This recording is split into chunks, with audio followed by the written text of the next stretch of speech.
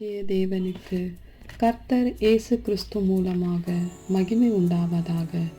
என்னை நினைவு கூறும்படி இதை செய்யுங்கள் என்றார். பஸ்கா கால சிந்தனைகள்.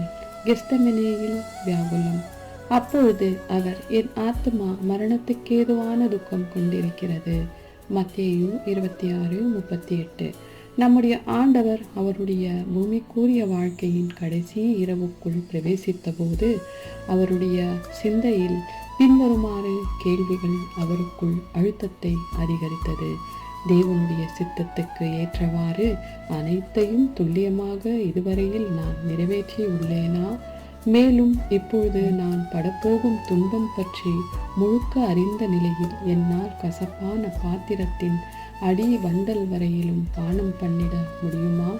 சரீர ரீதியான துன்பங்களை மாத்திரமல்ல, அவமானங்களையும் நிந்தனைகளையும் மற்றும் கொடூரமான ஏளனங்களையும் என்னால் சகித்திட முடியுமா?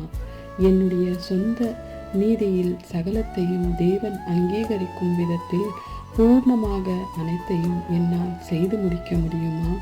என்னுடைய சீஷர்கள் சிதறடிக்கப்படுவதையும் திகிலடைவதையும் என் முழு வாழ்க்கையின் வேலைகள் அமிழ்க்கப்படுவதையும் என் நாமமும் மற்றும் தேவனுடைய காரணங்களும் நோக்கங்களும் பழிக்கப்படுவதையும் என்னுடைய சத்துருக்கள் வெற்றி கொள்வதையும் பெருமையில் முழக்கமிடுவதையும் என்னால் சகிக்க முடியுமா?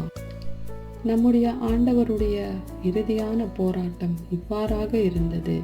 சந்தேகத்துக்கு இடமின்றி அவருடைய நம்பிக்கையை தளரப்போக செய்வதற்கு அவர் தவறப் போகின்றார் அல்லது அங்கீகரிக்கப்படும் விதத்தில் பணி புரிவதில் தவறி போய்விட்டார் என்றும் உள்ள பயங்களின் அவரது மனம் நிரப்பப்படுவதற்கும் மற்றும் இப்படியாக உயிர்த்தெழுதல் என்பது நிச்சயமல்ல என்று அவரை என்ன செய்வதற்கு ஏதுவாக சூழ்நிலைகளையும் அவரது தளர்வையும் சோர்வையும் பயன்படுத்தி பார்ப்பதற்கு அந்த பயங்கரமான நேரத்தில் இருளின் வல்லமைகள் விறுவிறுப்பாய் செயல்பட்டிருக்கும்.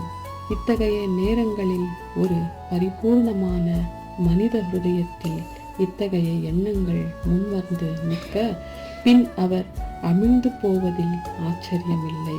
மற்றும் உணர்வுகளின் கடும் துயரமானது வேர்வைகளின் துளிகளை இரத்தத்தின் துளிகளாக வெளியேறியது. ஆனால் சோர்வுக்கு அவர் இணங்கி அவர் மேல் வந்த இறுதியான கடும் சோதனையின் போது போராட்டத்தை கைவிட்டாரா? இல்லை. முன்னேறி சென்று தேவனால் ஏற்றுக்கொள்ளக்கூடிய வலியை முழுமையாக செலுத்தும்படிக்கு அடிக்கப்படும்படி கொண்டு போகப்படுகிற ஒரு ஆட்டுக்குட்டியைப் போல தாம் செல்லத்தக்கதாகவும் தன்னை மயிர் கத்தக்கிறவனுக்கு முன்பாக சத்தமிடாதிருக்கிற ஆட்டை போலவும் அவர் தம்முடைய வாயை திறவாதிருக்கத்தக்கதாகவும் அவருடைய மனித சித்தம் தெய்வீக கிருபையினால் வலுப்படுத்தத்தக்கதாக இந்த மனித பயங்களை அவர் தமது பரலோக தந்தையிடம் தம்மை மரணத்தினின்று இரட்சிக்க வல்லமை உள்ளவரிடம் எடுத்து சென்றார். ஆமீன்.